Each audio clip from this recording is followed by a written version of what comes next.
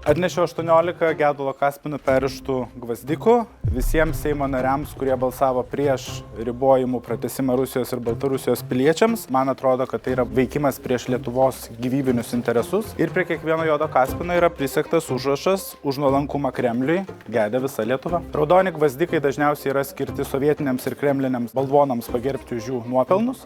O juodas Kaspinas yra gėdos simbolis, labai aiškiai sakantis, kad pati didžiausia gėda, kurią gali padaryti ant Lietuvos Respublikos konstitucijos prisiekęs politikas, tai yra išduoti savo šalį ir mojuoti raudonų gvazdikų. Tai aš noriu įteikti šios simbolius tiems 18 Seimo narių, kurie nepalaikė ribojimų pratęsimo ir jiems priminti, kad toks balsavimas yra gėdingas ir prašyti jį pakeisti.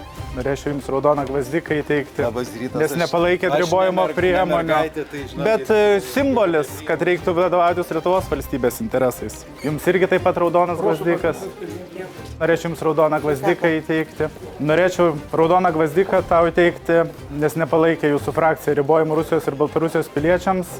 Manau, kad priešiškai elgiatės Lietuvos atžvilgiu, palaikot agresorius. Labai tikiuosi, kad persigalvosit ir balsuosite kitaip.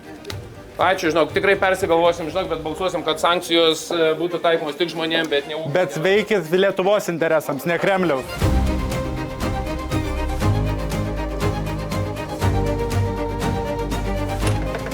Nėra užrakinta, tai palieku čia Seimo nariai Linai Šukytei Korsakiai. Lietuvą okupavus sovietams atsirado tokių veikėjų, kurie savo norų parvežė Stalino saulę. Dabar man atrodo, kad Seime veikia tokie žmonės, kurie lemiamą tamsią Lietuvai valandą galimai parvežtų mums Putino saulę. Todėl turime kalbėti ne tik apie išorės, bet ir apie vidaus grėsmes.